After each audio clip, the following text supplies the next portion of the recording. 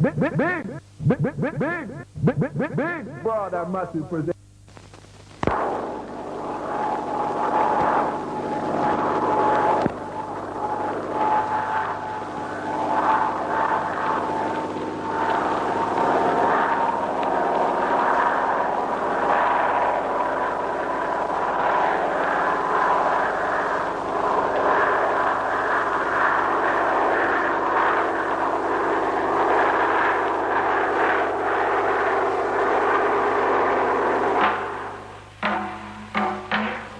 Undaunted by the driving rain, a sea of faces awaited at the Palisados airport the arrival of a living legend. To some, he was the King of Kings, the Lion of Judah, even a god.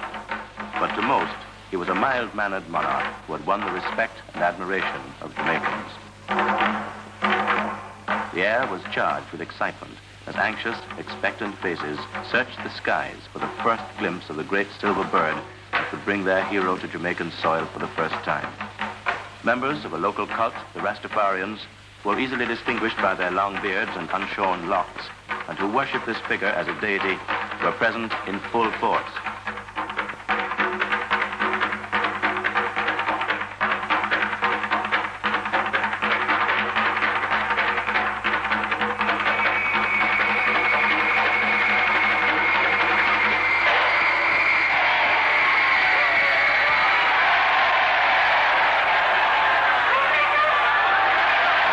The most rousing, boisterous, tumultuous welcome ever given to any visiting or local celebrity, His Imperial Majesty Haile Selassie I, Emperor of Ethiopia, arrived. The crowd erupted into a frenzy of rejoicing as they broke through the lines of soldiers and police and surged out onto the tarmac, eager to engulf the emperor with their affection.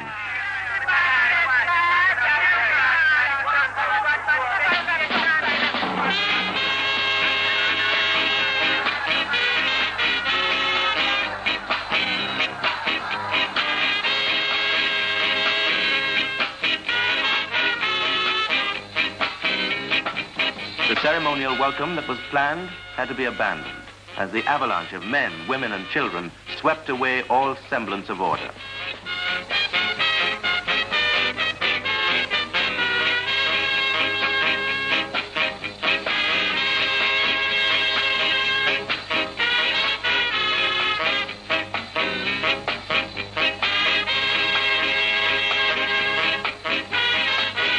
Ethiopia, a monarchy on the eastern side of Africa, has been governed since 1930 by Haile Selassie, whom history records as being a direct descendant of King Solomon and the Queen of Sheba.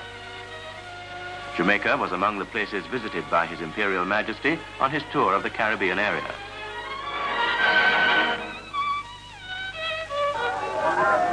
Huge crowds jostled for choice vantage points all along the route in the hope of seeing the emperor.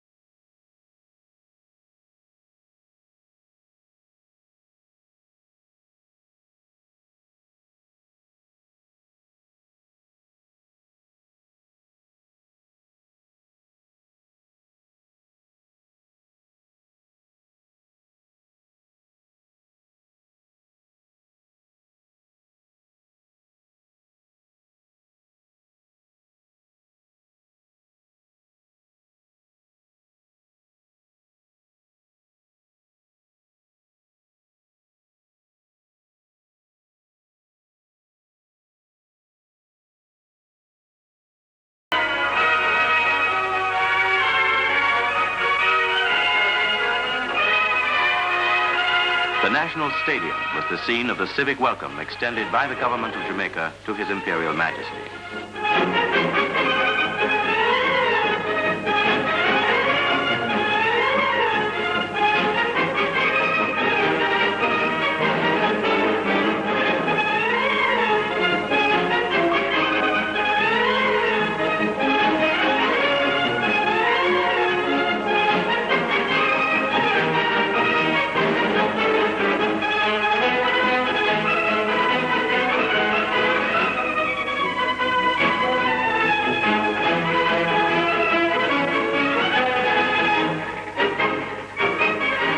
The acting Prime Minister read the address of welcome.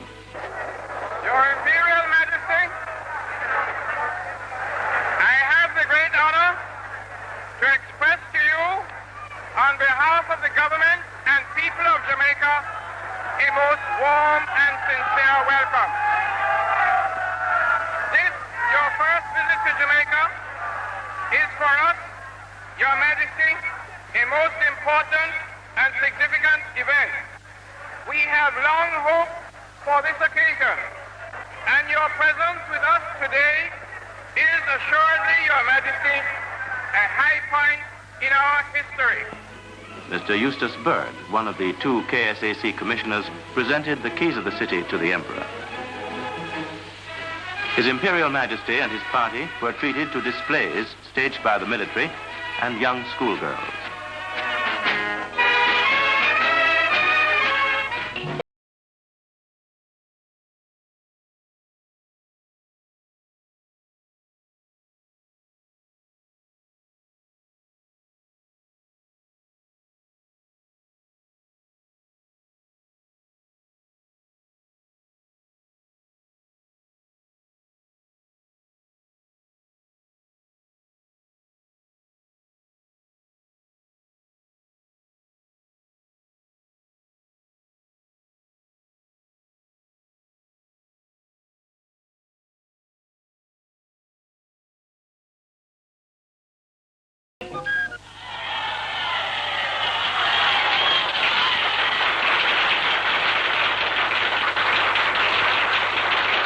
The next stop for the royal party was King's House, the official residence of His Excellency the Governor-General, Sir Clifford Campbell.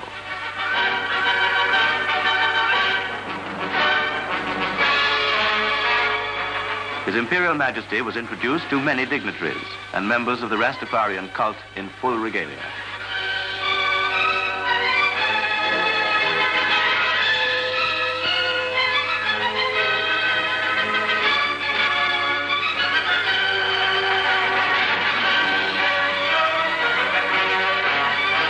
The Emperor afterwards presented gold medallions to the Rastafarians.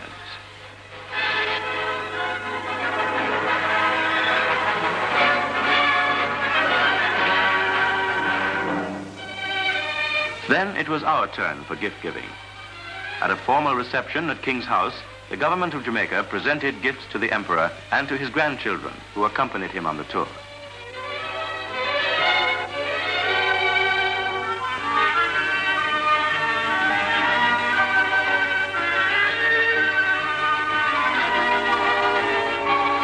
Flanked by officials of state and the military, he was escorted across the lawns of King's House.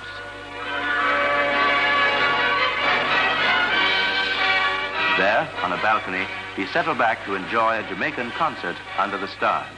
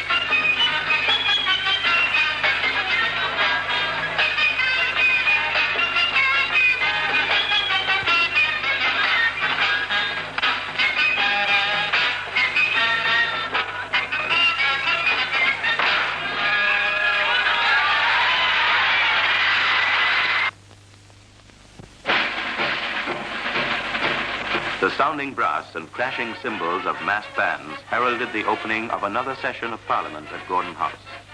This session would be addressed by His Imperial Majesty.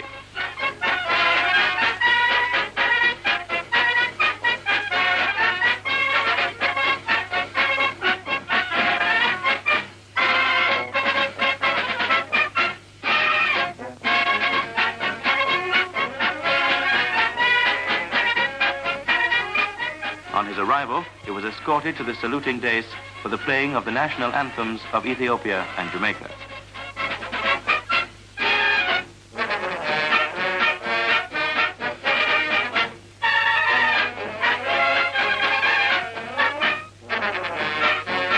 He was then ushered into the council chamber.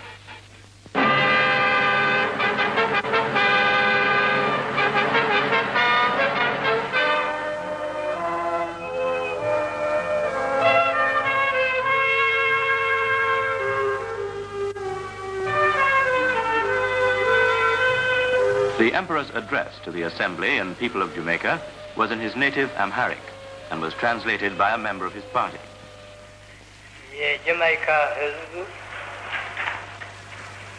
I had always wished to come and visit Jamaica. Now, thank God, this wish of mine has been fulfilled. Upon arrival to Jamaica, I have seen more than I had expected. I have seen the progress of the people, and I have seen their determination to march forward in unity towards greater progress. I have also witnessed personally the extent of the feeling of the Jamaican people to the Ethiopian people. Again, I wish to take this opportunity of expressing my thanks to the government and people of Jamaica for the fraternal reception that was accorded to me.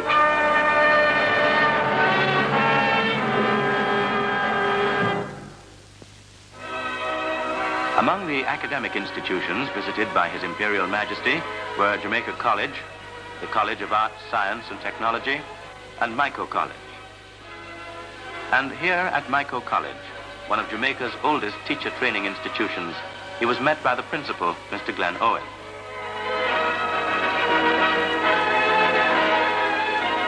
Escorted inside, he was invited to sign the visitor's book.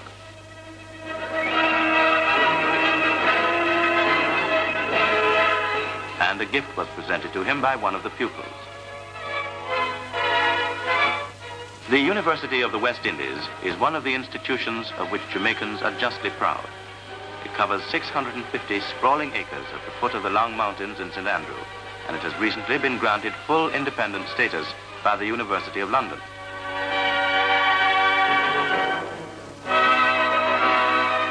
Members of the faculty, student body, and prominent citizens gathered to witness the ceremony in which the honorary degree of Doctor of Laws would be conferred on His Imperial Majesty.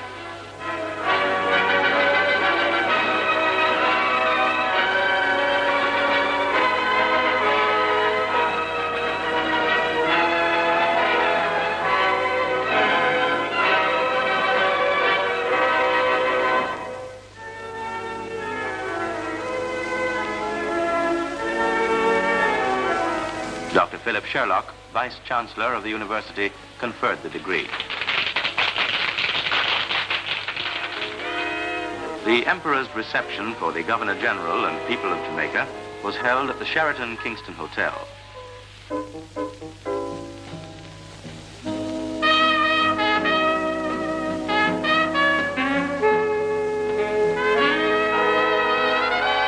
The atmosphere was cheerful and informal, as Jamaicans from all walks of life chatted and joked together and raised friendly glasses in a toast to the continued health and happiness of His Imperial Majesty.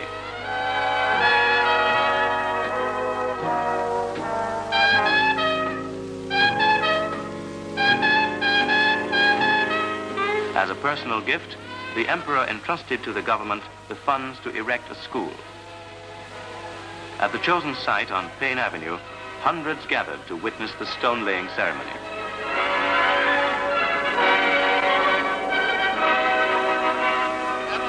In appreciation of the Emperor's generosity, the government decided to offer a scholarship to an Ethiopian student tenable at the University of the West Indies.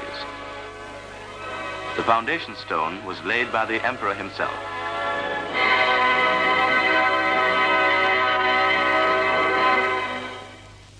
from the conquering land of the God of Judah. Chanting, placard-bearing Rastafarians swarmed all over the Kingston railway station as they awaited the arrival of the Emperor.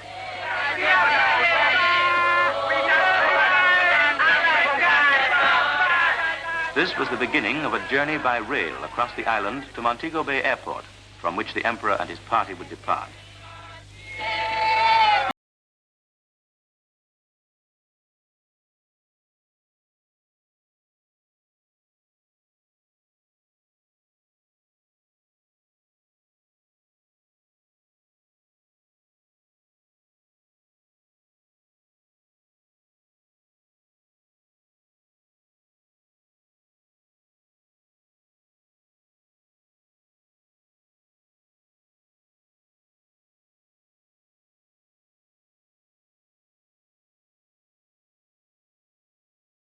The train stopped briefly at Spanish Town, but the vast multitude, carried away by emotion and enthusiasm, broke out in a wild free-for-all in which several persons were injured.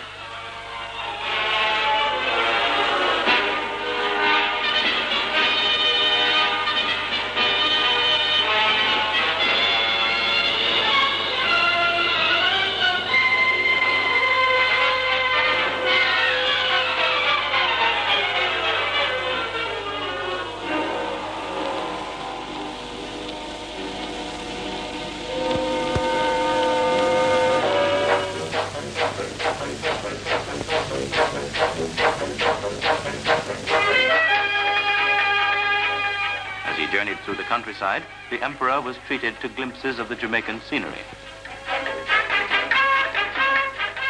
His Imperial Majesty made several stops at various towns along the route. Some of these included Denby, Williamsfield, Magatee, and Montpelier. There he met both prominent citizens and humble folk.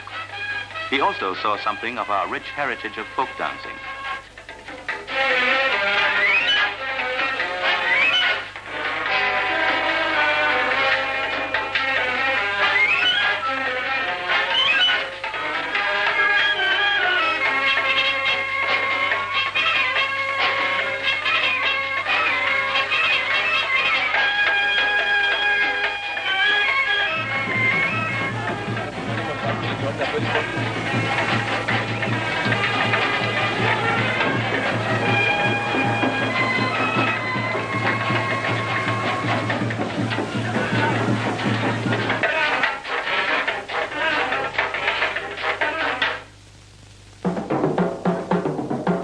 Montego Bay, the scene was almost unbelievable. Thousands crammed the streets and lanes and carpeted the rooftops. Many of them were Rastafarians who had come from all over the island to catch a final glimpse of the Lion of Judah.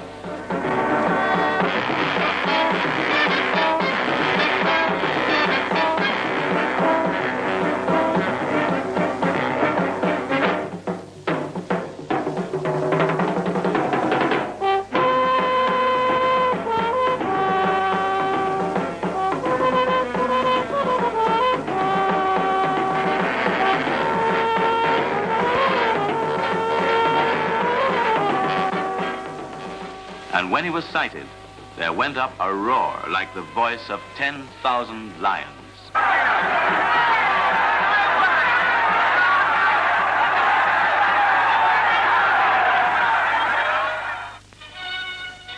At Montego Bay Airport, His Imperial Majesty was given the military honors that were thwarted on his arrival at the Palisadoes Airport by the overzealous welcome. Here, strong detachments of soldiers and police kept the huge crowds at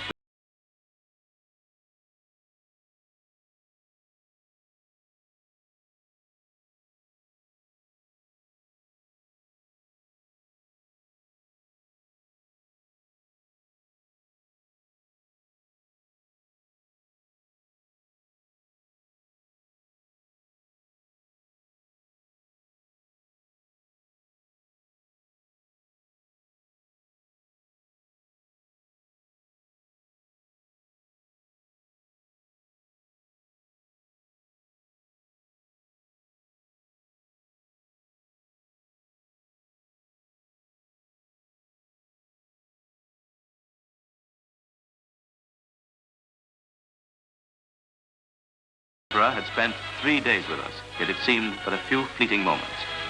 Haile Selassie, Emperor of Ethiopia, descendant of Solomon and Sheba, had touched the heartstrings of Jamaica as no other stranger had done. He had generated a tidal wave of emotion that had swept the length and breadth of our island and engulfed people with an enthusiasm and affection never before witnessed in the history of Jamaica.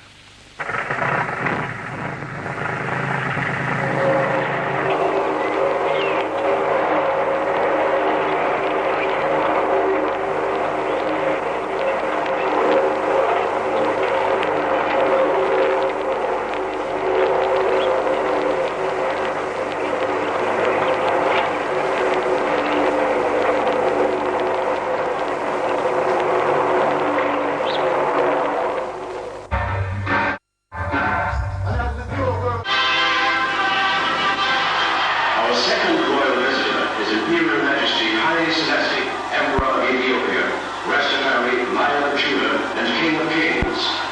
Trinidad and Tobago is honored to receive this distinguished personage.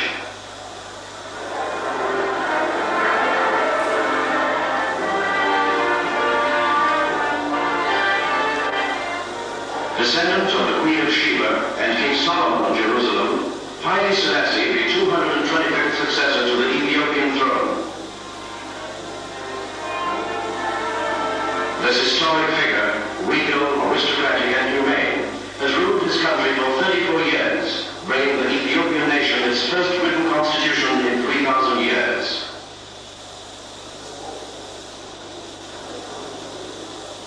Our government and people welcomed him humbly but proudly.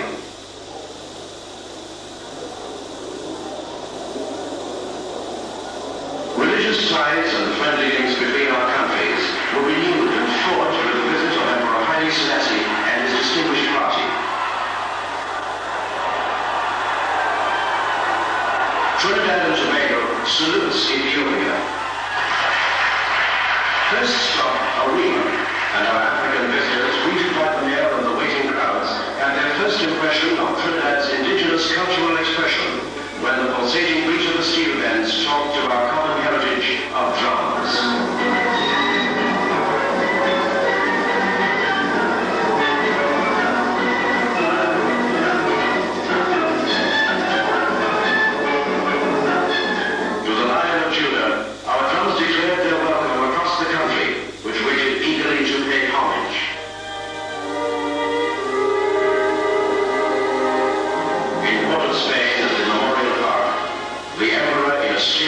Sympathetic gesture laid a wreath for the young men of our nation who died for the beliefs he himself has stood for on world platforms. For peace, for justice, for a family of nations.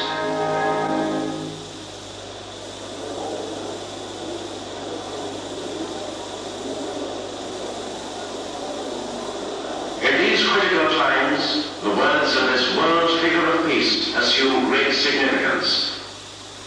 In his native tongue, Amharic, His Imperial Majesty speaks to our Parliament and nation.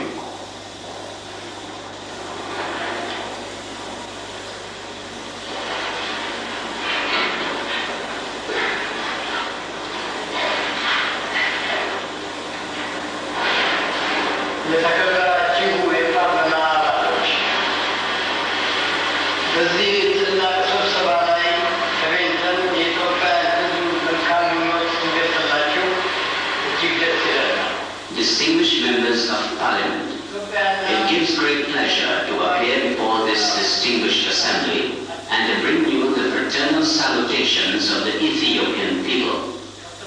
The peoples of Ethiopia and of Trinidad and Tobago are today joined in a massive and a continuous effort to create for themselves a new and a better way of life. They face many of the same problems. The hopes and aspirations which they share derive from the same essential beliefs in the nature and the destiny of man. It is thus inevitable too that there should exist between these two great peoples the strong and the lasting ties of friendship and understanding. We all know, as representatives of the people, that this is a particularly critical period in the councils of the 20th century. Sectional and divising factors often cause major obstacles to national development in their expanded sense, as narrow national and ideological interests may threaten even national unity and progress. No one today is so foolish to believe that any one nation constitutes a perfect monolith of faith and ideology, nor could anyone wish that there should be such utter unity of thought and aspiration. The systems of government which have sought to impose uniformity of belief have survived briefly and then expired, blinded and weakened by excessive reliance upon the supposed infallibility. The only system of government which can survive is one which is prepared to tolerate dissentient criticism and which accepts this as useful and in any case inevitable aspects of all social and political relations. The tolerance of dissentient criticism within the government proceeds from a singular social phrase, that the government exists to serve the people generally. The representatives of peoples and nations can only come together with open and objective minds and willing hearts to engage in dialogue without rigid dogmas and slogans and without violence. Working this way achieves no instant utopia. It may, however, enable us to achieve together what it is possible to achieve, and to move forward steadily, if not always in great haste, with some degree of harmony and mutual understanding. Domestically, we can build strong and happy and resourceful societies. Internationally, we can force the end of oppression of man by man and nation by nation.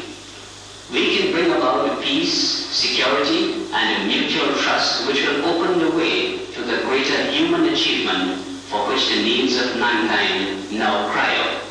Distinguished members of Parliament, permit me to take this opportunity to express my heartfelt gratitude for the reception that was accorded me by the people of Trinidad and by the government and Tobago, which we are going to include in our visit. I hope will serve as an example for strengthening relations among nations that are dedicated to the same essential voice. Thank you.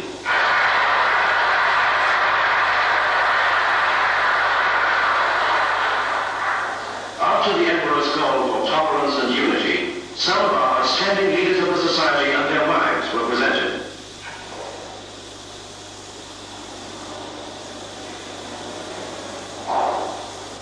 The Prime Minister, Dr. Eric Williams. Dr. Patrick Solomon, Deputy Prime Minister and Minister of External Affairs, and Mrs. Solomon. The Honorable Gerard Montalvo, Minister of Home Affairs.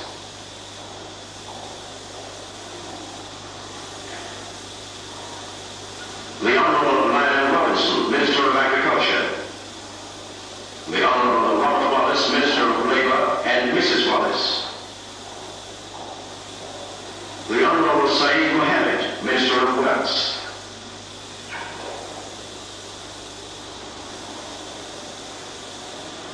A momentous and historic occasion in the Parliament of Trinidad and Tobago.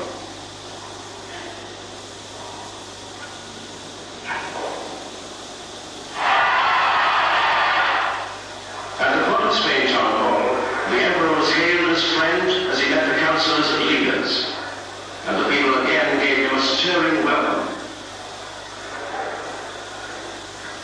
Our royal visitor viewed an exhibition of our agricultural and industrial products, the produce of our land proudly displayed to His Imperial Majesty and Royal Party.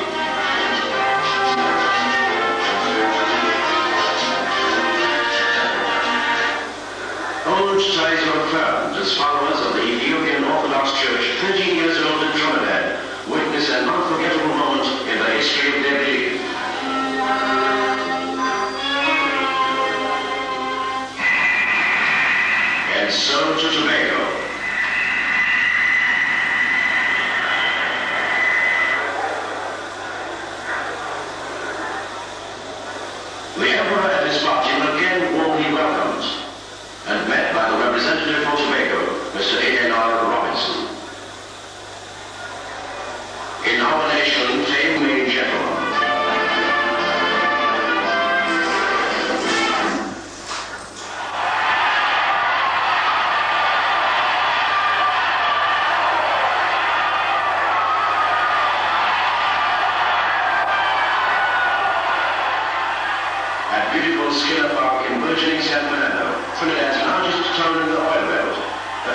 first welcome was given through our varying cultural roots.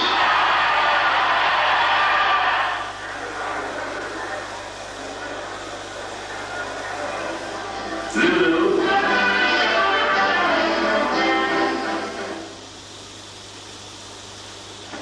Both our royal visitors were high in praise of the children's rally All as One, held in their honor.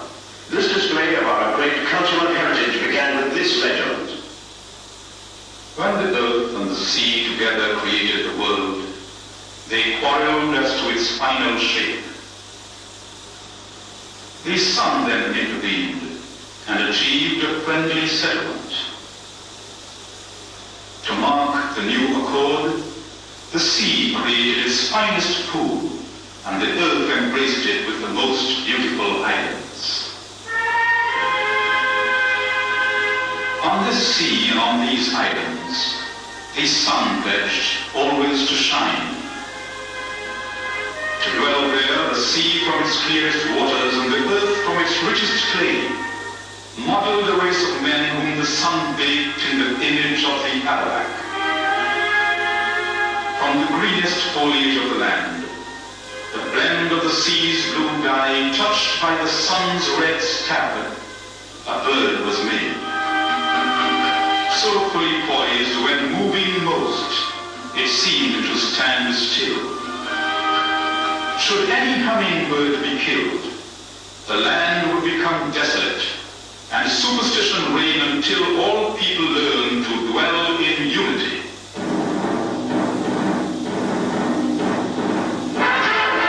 Dance of the Arawaks, the aboriginal inhabitants of Trinidad.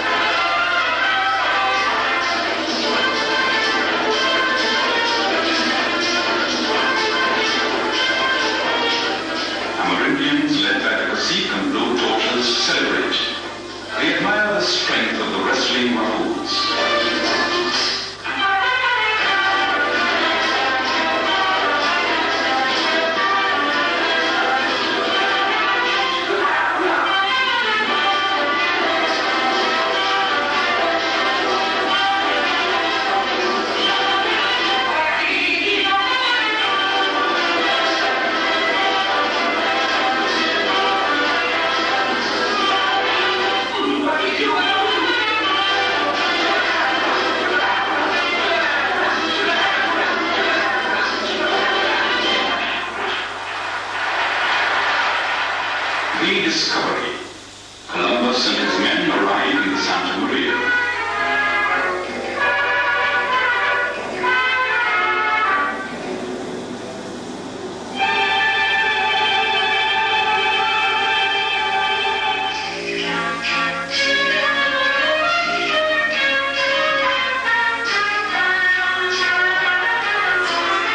Our first cultural contact with the old world.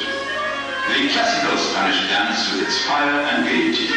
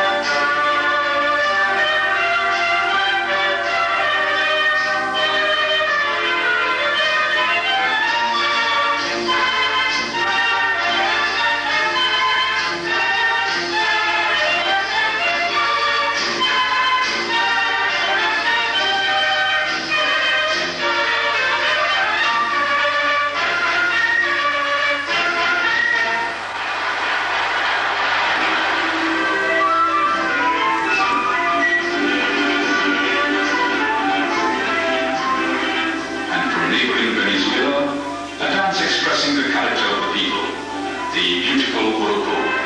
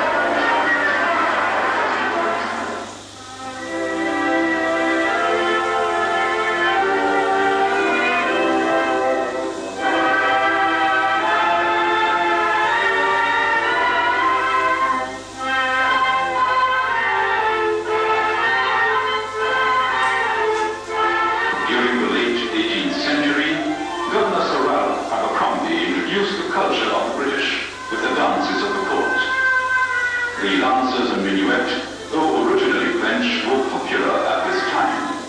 They expressed the elegance, pomp, and splendor of the period.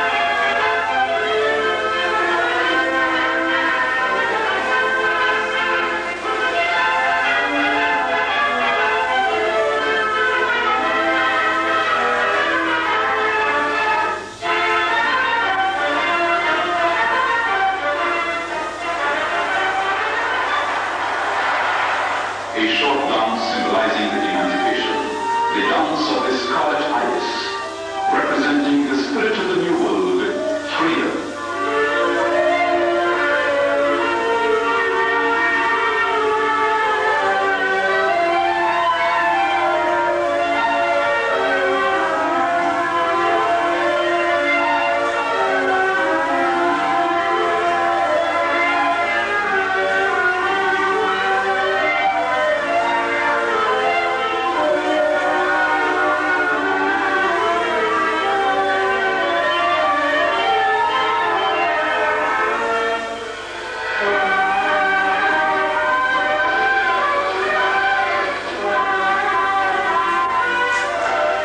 Chinese were introduced to work the plantations. They brought with their dance a certain philosophy and a unique delicacy and fragility. First, the dance of the flowers.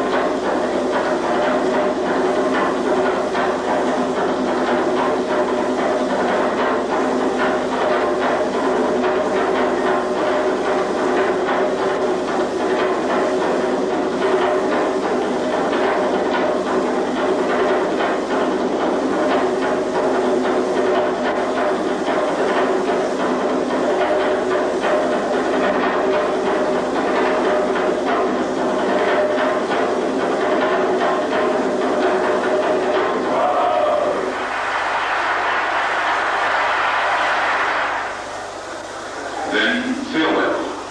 The end of a visit symbolizing independence and a conqueror's brotherhood. All as one at home, and inspiration to others on the world stage.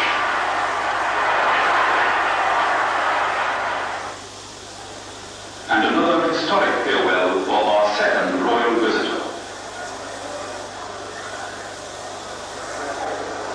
Trinidad and Tobago reinforced links with its history, and will long remember this man of peace, Haile Selassie, Emperor of Ethiopia, regal yet humble, a king who brought us honor and received our homage.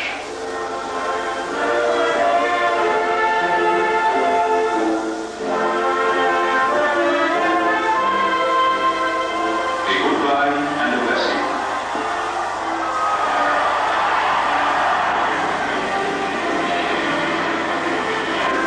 To